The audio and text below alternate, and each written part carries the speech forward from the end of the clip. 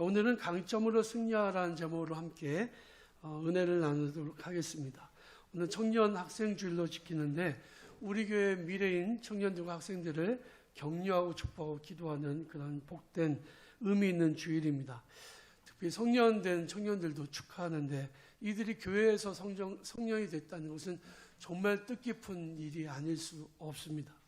우리가 살고 있는 이 시대에서 젊은이로 살아간다는 것은 어떤 의미가 있을까요? 또 어른된 우리들은 어떻게 젊은이들을 축복하며 위해서 기도해야 할까요? 오늘 저는 오늘 본 말씀을 가지고 중심으로 말씀 함께 나누면서 우리 청년들과 젊은이들이 어떻게 성장해야 되는지, 어떻게 하나님의 일을 감당해야 되는지, 우리 성도님들은 또 어떻게 이들을 축복하고 기도해야 되는지에 대해서 함께 말씀을 통해 은혜를 나누기를 원합니다. 성경에 보면 하나님께서 사람들을 불러서 쓰실 때에는 나이와 상관없이 불러서 쓰셨어요. 예를 들면 모세 같은 경우는 그의 나이 80세에 불러서 쓰셨습니다. 힘이 짱짱하던 청년 시절이나 아니면 40대, 60대 부르신 게 아니고 80대에 불러서 쓰셨습니다. 다윗 같은 경우는 골리앗을 물리쳤던, 쓰러뜨렸던 그의 나이는 아마도 10살 정도, 10대였습니다. 얼굴이 핏기가 가시지 않을 아주 어린 나이에 그 시기에 물맷돌로 골리앗을 쳐서 무너뜨렸습니다. 그런데 청년 시절에 부름을 받은 사람이 있어요. 그 사람이 오늘 제가 소개하고 싶어하는 기드온이라는 사람입니다. 사사기 6장에 보면 기드온이 살고 있었던 그 시대에 이스라엘은 굉장히 고통을 겪고 있었습니다. 미디안이라고 하는 주변의 민족이 엄청 큰 국가를 이루어서 부족 국가였던 이스라엘을 공격을 한, 그래서 식민지를 삼고 온갖 것들을 다 수탈했습니다. 우리나라 일제시대 때는 우리나라 국민들이 열심히 농사를 지어서 곡식을 거둬들이면 분산당해서 일본인들이 강제로 공출해서 일본에 가져갔잖아요. 우리나라는 초근 목피로 보릿고개를 넘기는데 일본인들은 잘 먹고 잘 살았습니다. 이런 수탈, 이게 당시에 기드온의 당시에도 이스라엘 민족들이 겪고 있었던 고통이었습니다. 그런데 어느 날 기드온이 또 내놓고 타작을 하면 미디안 군인들이 뺏어갈까 봐 몰래 숨어서 포도즙 틀 속에 숨어서 한 끼 먹을 곡식을 타작하고 있었습니다. 갑자기 천사가 그에게 나타났어요. 그리고 천사가 인사를 건넵니다. 큰 용사여, 여호와께서 너와 함께 계시도다. 그런데 큰 용사여라고 하는 말을 들을 때 기드온이 빈정이 상했어요. 기드온은 바로 천사에게 이렇게 질문을 합니다. 오 나의 주여, 여호와께서 저와 함께 하신다고 하는데 여호와께서 저와 함께 하신다면 어떻게 이런 일이 일어날 수 있습니까? 미디안 족속이 우리 이렇게 핍박하고 박해하고 착취하는데 하나님이 우리와 함께 하신다고요? 그게 무슨 말도 안 되는 얘기입니까? 라고 이야기를 해요. 그때 하나님께서 기드온에게 말씀하십니다. 거기에 대한 대답하지 않고요, 이렇게 말씀하세요. 너는 가서 너의 이 힘으로 이스라엘을 미디안의 손에서 구원하라. 너의 손으로. 내가 너를 보낸 것이 아니냐. 아까 질문에 전혀 대답하지 않고 너는 가서 너의 손으로 미디안을 물리쳐라. 내가 너를 보낸 것이다 라고 말씀하시는 거죠. 여러분, 우리가 어떤 시기에 그 시대에 살지 않는다면 그 시대의 일이 우리에게 별 의미가 없어요. 예를 들면 100년 전에 일본이 우리나라 식민지 통치를 했습니다. 그때 우리가 살았다면 우리에게는 그 시대에 시대적인 사명이 있었을 거예요. 우리는 지금 100여 년 전의 일로 듣고 있잖아요. 우리가 무슨 일을 할 수 있겠어요? 그냥 안가 일본 이런 거, 그냥 그런 거 하는 거죠. 그런데 만약에 우리가 살고 있는 이 시대에 그런 일이 있다면 이 시대에 사는 모든 사람들은, 특별히 하나님의 사람들은 청년들에게는 사명이 생기는 겁니다. 지금 우크라이나에 전쟁이 일어났어요. 러시아가 쳐들어왔습니다. 우크라이나 젊은이들은 지금 나라를 지켜야 될 시대적인 사명을 가지고 있는 거예요. 지금 우리가 살고 있는 이 시대에 이 땅에서 청년들이 살고 학생들이 살고 있는데, 성도들이 살고 있는데, 이 시대에 하나님께서 우리에게 원하시는 사명이 무엇이냐, 이것을 깨닫는 것은 정말로 중요한 일이라는 거죠. 주님께서 우리에게 무엇을 요구하고 계시는지를 아는 것이 정말로 중요하다는 거예요. 천사가 나타났을 때 다짜고짜 던진 질문이, 하나님이 우리와 함께 하신다면 어떻게 미디안 족속이 우리를 이렇게 괴롭힐 수 있습니까? 라는 질문이었습니다. 우리 청년들은 시대적인 사명이 있는 거예요. 그래서 시대적인 이 사명을 인식하는 게 중요하고, 이 시대에 하나님께서 우리에게 원하시는 뜻이 무엇인지를 깨닫는 것이 바로 사명을 인식하는 겁니다. 그런데 청년들은, 우리 젊은이들은, 우리 성도들은 어떻게 하나님께 쓰임을 받을 수 있으며 어떻게 승리할 수 있느냐가 중요하잖아요. 저는 오늘 4가지를 함께 여러분들과 함께 나눠보려고 합니다. 첫 번째는, 하나님은 우리의 약점을 들어서 강점으로 사용하신다는 거예요. 핸디캡이 없는 사람 혹시 있을까요? 핸디캡은 뭐냐면 약점이에요. 저에게도 약점이 있고 여러분들에게도 다 약점이 있을 것입니다. 누가 그 약점을 건드리면 발끈하고 화가 날 만한, 가능하면 숨기고 싶은 그런 약점들이 있을 거예요. 기드온에게도 약점이 있었습니다. 기드온은 천사가 자기에게 던진 인사에 부끄러움을 느꼈어요. 강한 용사예요. 그런데 자기는 전혀 강한 용사가 아니거든요. 그래서 이렇게 대답합니다. 우리 집안은 우리 이 마을에서 가장 작은 집안이고, 나는 우리 집안 중에서도 가장 작은 사람입니다. 근데 사실은 아니에요. 기드온의 집안은 그 마을에 아마 추장 같은 역할을 하는 지도자급의, 그 아버지가 지도자급이었습니다. 무엇을 보면 알 수 있냐면, 그의 집에 바알의 신당과 아세라의 목상이 서 있었어요.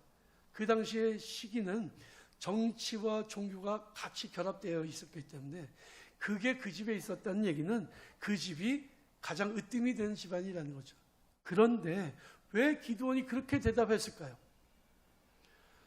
그는 심한 열등감에 사로잡혀 있었던 거예요. 미디안의 압박에 직소리 못하고 당하는 자기 자신이 너무나도 부끄러웠던 거죠. 그런데 사람에게 누구나 약점이 있지만 그 약점들을 숨기려고 하고 가능하면 드러내지 않으려고 하지만, 우리 믿는 성도들은 약점을 잘 사용하면 그게 강점이 돼요. 사도 바울은 오늘 본문 말씀에서 이렇게 말합니다. 하나님 말씀하시기를 내 은혜가 내게 족하도다. 이는 내 능력이 약한 데서 온전해짐이라 하신지라. 그러므로 도리어 크게 기뻐함으로 나의 여러 약한 것들에 대하여 자랑하리니 이는 그리스도의 능력이 내게 머물게 하려 함이라. 그러므로 내가 그리스도를 위하여 약한 것들과 능력과 궁핍과 박해와 곤고를 기뻐하노니 이는 내가 약한 그때가 감이라 하겠습니다. 사도 바울의 약함이 뭐였냐? 찌르는 가시였어요. 근데 그 찌르는 가시가 뭔지는 정확하지 않습니다. 성경학자들은 아마도 안 찌를 것이다, 눈병이었을 것이다, 또 사도 바울의 편지를 미루어 짐작해서 이야기하는 거죠. 아니면은 반질이었을 것이다, 이렇게 얘기합니다. 그에게는 엄청난 약점이었는데 하나님이 그 약점이 너한테 오히려 강한 강점이 된다고 말씀하시는 거죠. 왜 그럴까요? 바울은 굉장한 집안에서 태어났습니다. 그리고 가지고 있는 기본적인 로마 시민권이 있었습니다. 그는 오늘날로 얘기하면 하버드 대학을 나왔어요. 가장 유명한, 세계적으로 유명한 석학에서 공부했습니다. 바리새인 중에 바리새인이고요, 대제사장의 라인이었습니다. 성공이 보장되어 있었습니다. 똑똑했습니다. 잘났습니다. 근데 그에게 약점이 없었다면 그는 어떻게 됐을까요? 뿐만이 아니라 그가 예수님을 만나고 난 이후에 귀신들이 쫓겨나가고 병든 자를 고쳤습니다. 여러분, 바울이 기도하는데 고린도 후서에 보니까 천국의 3층까지 올라갔다, 하나님의 깊은 경지까지 갔다라고 고백합니다. 그런데 그런 일을 경험하고 교만하지 않는 사람이 있을까요? 그는 교만할 수 있었습니다. 그런데 하나님께서 그에게 약점을 주셔서 사람 앞에서 절대로 자랑하지 못하게 하셨어요. 그는 하나님 앞에서 어쩔 수 없이 겸손할 수밖에 없었어요. 그에게는 약점이었지만 그게 강점이었다는 거죠. 그런데 우리가 약점을 갖고 있는데도 강할 수 있는 이유가 무엇입니까? 천사의 인사말에 답이 있어요. 강한 용사여, 하나님이 너와 함께 하시도다. 우린 약하지만 하나님이 나와 함께 하시면 우리는 강할 수 있습니다. 우크라이나가 러시아보다 약해요. 세계 군사력이 5위였나 그래요. 러시아는 2위였습니다. 그런데 지금 전쟁을 하는데 우크라이나가 이기고 있어요. 그래서 침략을 받았지만 러시아 군인들 엄청나게 죽어가고 있는데 러시아의 최신의 전폭기 전투기들이 다 떨어지고 있어요. 왜 그럴까요? 러시아 장군들이 10명 이상이 이미 죽었답니다. 왜 그럴까요? 미국이 도와주고 있는 거예요. 미국의 정찰 위성이라든지 미국의 정보 그 시스템을 다 동원해서 우크라이나를 돕고 있는 거예요. 군인들이 직접 가서 싸우진 않지만 엄청나게 많은 돈을 우크라이나에 지원을 해주고 무기를 지원해줘서 전쟁에서 이기게 하는 겁니다. 나는 약하지만 주님이 나와 함께 하시면 우리는 강합니다. 하나님은 교만한 자를 멀리 하시고 겸손한 자를 가까이 하신다고 했어요. 나의 약함 때문에 내가 겸손해질 수 있다면, 나의 약함 때문에 내가 하나님의 음성을 들을 수 있다면 그 겸손이 나의 강점이 되는 거죠. 우리가 약할 그때가 하나님이 우리에게 우리 삶 속에 역사하실 때요. 사랑하는 우리 청년 여러분, 학생 여러분, 여러분들에게 약점이 있고 컴플렉스가 있고 핸디캡이 있다고 해도 그거 여러분들에게 저주가 아니라 복이라고 하는 사실을 기억하시기 바랍니다. 가정이 좀 힘들고 어려워도 남들에게 내놓을 수 없는 여러 가지 아픔과 어려움이 있다고 하더라도 하나님 그 일을 통해서 여러분들 더 강한 존재로 만들어 주실 거예요. 여러분들이 그 어려움 속에서 하나님 앞에 기도할 때 하나님 여러분들의 기도를 들으시고 여러분들의 삶 속에 놀라운 은혜를 허락하여 주심을 믿으시기 바랍니다. 우리가 약할 그때가 바로 기적의 순간인 거죠. 두 번째로는 하나님 우리의 경험을 통해서 사용하십니다. 젊은이들은 앞으로 수많은 경험을 해야 됩니다. 다양한 경험 속에서 지식이 쌓이고 하나님이 사용하시기에 합당합니다. 물론 우리의 지식만으로는 아니에요. 하나님이 도우셔야 되는 거죠. 그렇지만 살아가면서 우리가 많은 경험을 하는 것은 정말 유익한 일이에요. 코로나 때문에 못했지만 과거에 많은 젊은이들이 워킹 홀리데이를 갔습니다. 가서 일하면서 돈 벌었죠. 그런데 거기 한번 제대로 잘 갔다 온 청년들은요, 생각이 달라져 있더라고요. 세상을 보는 눈이 달라져 있더라고요. 돈을 귀한 줄 알더라고요. 그런데 꿈쩍도 안 하고 게임 속에서 세상을 맞이하는 사람은, 게임만 보고 게임 속에서만 세계를 보는 사람들은 폭이 넓어질래야 넓어질 수가 없습니다. 우리에게 고난과 역경이 다가올 때예요. 그 고난과 역경은 나에게 경험을 쌓게 해주는 좋은 기회라고 우리가 알아야 됩니다. 내가 경험해 보지 않으면 모르는 게 세상에 너무나도 많아요. 다른 사람을 도와주려면 내가 경험하지 않고는 할 수 없는 일들이 너무나도 많습니다. 우리가 하나님의 일을 하려면 내가 경험하지 않고는 할 수 없는 일들이 세상에 너무나도 많습니다. 요셉이 애굽의 총리 대신이 되었을 때 그도 역시 청년이었습니다. 비록 나이는 어렸지만 나라를 멋지게 이끌고 나갔어요. 아주 경험이 풍부한 그런 모습을 보였습니다. 왜 그랬을까요? 그는 기도하는 사람이었고 하나님께서 지혜도 주셨지만 그는 이미 산전수전 공중전까지 다 겪었기 때문에 그래요. 그가요, 형들에게 죽을 뻔하고 그리고 노예로 팔려가서 노예시장에서 벌거벗겨서 가격을 매겨서 물건처럼 팔렸을 때 그가 그 과정 속에서 겪었던 그 엄청난 시련이 나중에 그가 총리 대신이 되었을 때 나라를 이끌고 나갈 때에 정말 얼마나 큰 힘이 됐을지를 우리는 생각해 봐야 합니다. 하나님은 경험이 풍부한 요셉을 귀하게 사용하셨습니다. 다니엘도요, 그의 나이 청년 때에 나라가 망했습니다. 바벨론의 포로로 끌려갔죠. 끔찍한 고통의 시간이 연속이었습니다. 하지만 그 고통과 그 힘들었던 경험이 다니엘에게는 약이 되었습니다. 청년 때 온갖 역경을 딛고 바벨론의 총리 대신이 되었죠. 근데 바벨론이 망했어요. 그 다음에 메대라고 하는 나라를 차지했는데 그 나라에서도 다니엘은 총리 대신에 직을 잃어버리지 않았습니다. 그리고 페르시아가 전 세계를 통일했을 때도 역시 페르시아에서도 총리 대신이 됐어요. 오히려 직급이 더 올라갔습니다. 왜 그랬을까요? 사람들은 그가 기도하는 사람인 거 알았고 지혜로운 사람인 것도 알았지만 그에게 쌓이는 엄청나게 풍부한 경험들 때문에 그가 나라를 잘 이끌고 나갈 거라고 하는 사실을 알고 있었던 것이죠. 하나님은 다니엘의 경험을 사용하셨습니다. 청년들은 더 많은 경험을 해야 됩니다. 좋은 경험이든 힘든 경험이든 다 유익합니다. 그래서 젊어서 고생은 사소한다 그러잖아요. 어렸을 때 젊었을 때 많은 경험들을 하는 것이 정말로 중요해요. 고난도 시련도 하나님이 내게 주시는 좋은 경험의 기회인 것입니다. 고난이 유익인 하나님의 사람으로 완성되어 갈 수 있기 때문이죠. 그러므로 내게 경험의 기회가 왔을 때에 피하거나 미루지 마시기 바랍니다. 여러분 경험의 기회가 없다면 경험의 기회를 만들어 나가야 됩니다. 진취적으로 젊었을 때 나이 들어서 결혼하고 하면 그 기회가 없어요. 점점 많은 경험들을 해나가야 됩니다. 그리고 경험하고 그 경험을 하나님의 영광 위하여 사용하시기를 바랍니다. 그럴 때 경험이 강점이 되는 거예요. 세 번째, 하나님은 우리 열정을 들어서 사용하십니다. 세상을 변화시키는 것은 열정이에요. 열정이 없이는 어떤 일도 일어날 수 없습니다. 제가 청년하면 떠오르는 게 열정이에요. 그런데 오늘날 청년들에게, 젊은이들에게 열정이 있나요? 없는 것 같아요. 너무 억눌렸어요.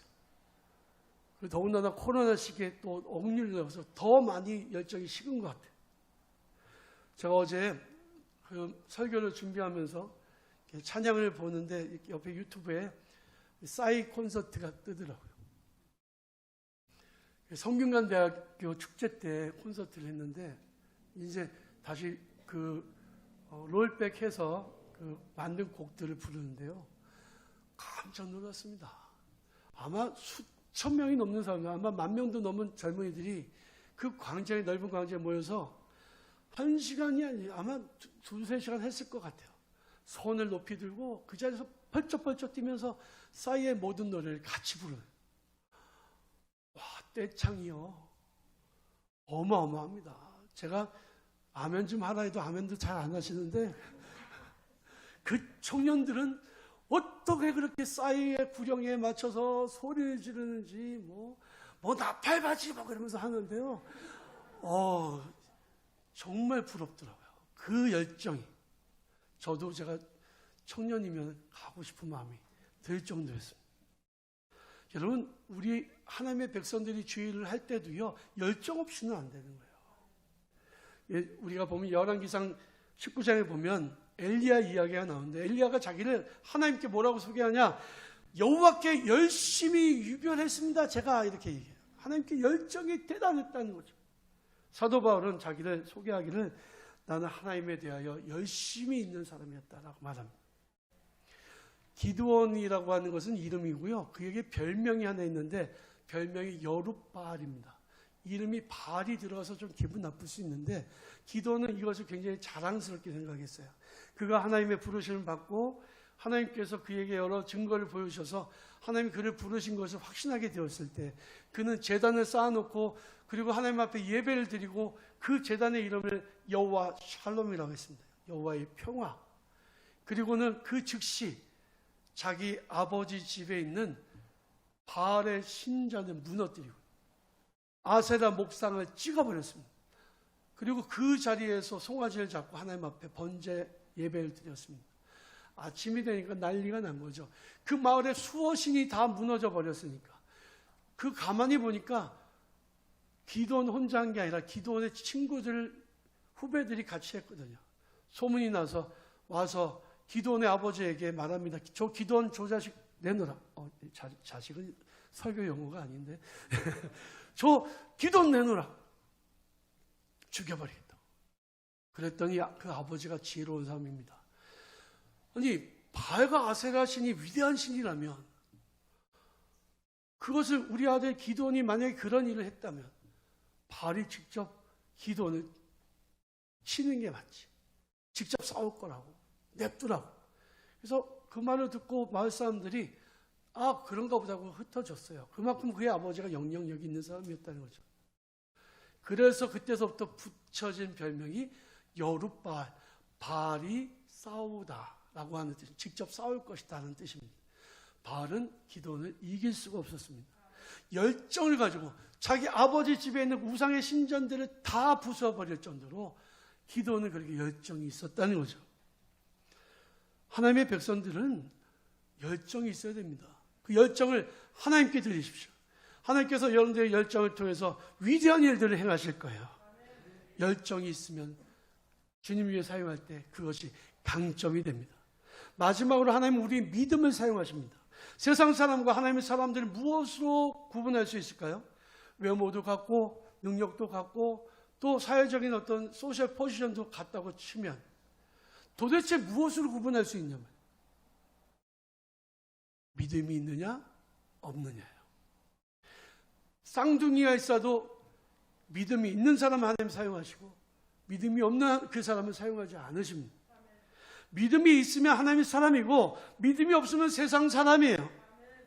요한복음 11장 40절에 보면 예수님께서 이렇게 말씀하십니다. 내 말이 내가 믿으면 하나님의 영광을 보리라고 하지 않았더냐. 나사렛 무덤 앞에서 예수님이 하신 말씀이죠. 믿음이 있으면 하나님의 영광이 나타나게 될 것이라는 거예요. 우리의 삶 속에 하나님의 영광이 나타나기를 원한다면 믿음을 사용해야 합니다. 기드온은 하나님의 부르심과 그 확실한 증거를 보고 난 이후에 믿음으로 반응했습니다. 그가 이제 깃발을 들어요. 이제는 내가 미디안 족속과 싸우겠다. 모여라 이스라엘 백성들. 그러니까 이스라엘 백성들이 모이는데 32,000명이 모였습니다. 엄청나게 많은 사람처럼 보이지만 사실은 미디안의 군대는요 헤아릴 수 없을 정도로 많았습니다. 성경에 보니까 바닷가에 모래처럼 많았다. 10만 명 이상은 됐을 거예요. 엄청난 군사력을 가진 미디안 군대였고 이스라엘 백성들은요 농사 짓다 온 사람, 양을 치다 온 사람들, 이런 사람들이에요. 훈련받지 않은 사람들이죠. 그런데 하나님 말씀하십니다. 저들을 돌려보내라. 마음에 두려운 사람들, 자기 아내가 보고 싶은 사람들, 집에 일이 걱정되는 사람들 돌려보내라. 그래서 집에 가고 싶은 사람 가라 그러니까 이게 누가 깃발을 들면 이스라엘 백성들 12지파는 다 모여야 되는 의무가 있거든요. 가랭이 얼마나 좋아. 그래서 22,000명이 갔습니다. 32,000명 가지고 싸우기도 이건 상대가 안 되는 전쟁인데 그때 왜 하나님이 보내라고 하셨냐면 만약 이 전쟁에서 싸워서 이기면 내가 너희를 도와줘도 그들은 자기 힘으로 이겼다고 말할 것이다. 그러니 보내라. 기드온은 아멘하고 순종하고 보냈습니다. 10,000명이 남았어요. 이 숫자도 너무 많다. 그들은 이제 물가로 데려가서 물을 먹게 하라. 물 먹는 모습을 보고 300명을 골라내고 나머지는 다 집으로 돌려보냈습니다. 10,000명도 많다는 거예요. 그 300명 가지고 뭘 할 수 있겠습니까? 그런데 하나님께서 내가 이 300명 너를 통해서 미디안을 물리칠 거라고 말씀하십니다. 믿을 수 없는 상황이었어요. 그런데 기드온은 하나님을 신뢰했습니다. 하나님의 명령에 순종했습니다. 질그릇 항아리를 가지고 300명이 횃불을 켜고 미디안의 진영에 깜깜한 밤에 갑니다. 그리고는 큰 소리를 내지르면서 질그릇 항아리를 땅에다 던져버립니다. 그리고는 횃불을 높이 듭니다. 잠을 자던 미디안 군인들이 어마어마하게 큰 군대가 쳐들어왔는 줄 알고 그 깜깜한 중에 서로 자기들 쳐서 죽였습니다. 미디안은 엄청 큰 국가를 이루고 있었는데 그날 하룻밤에 그 모든 군대가 다 죽어서 아주 작은 부족으로 남게 되었습니다. 하나님이 하신 일이죠. 그 위대한 역사를 이루는데 무엇이 사용됐느냐? 기드온의 믿음이 사용된 거죠. 하나님 이거 아닙니다. 숫자가 많아야 싸우지. 돈이 많아야 내가 뭘 하지. 내가 능력이 많아야 할 수 있지. 아니에요. 이 성경에 보면 예수님의 제자들, 교회를 세워나간 사람들은요, 능력 있는 사람은 얼마 없었습니다. 돈 있는 사람은 얼마 없었습니다. 세상에서 유력한 사람이 많지 않았습니다.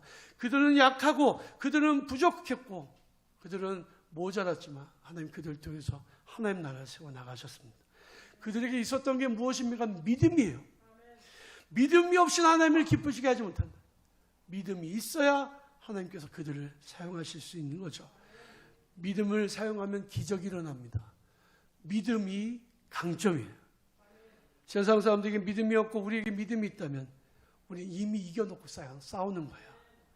로마서 4장 5절을 보면 이런 말씀이 나옵니다. 하나님은 그의 믿음을 의로 여기신다. 이제 오늘 말씀을 마무리하겠습니다. 성도들에게는 약점도 강점이에요. 성도들에게는 내가 고난과 역경과 시련을 겪으면서 겪는 경험도 강점이에요. 성도들에게는 열정이 강점입니다. 성도들에게는 믿음이 강점이에요. 사랑하는 우리 태어난 성도 여러분, 청년과 학생 여러분, 강점을 사용하시길 바랍니다.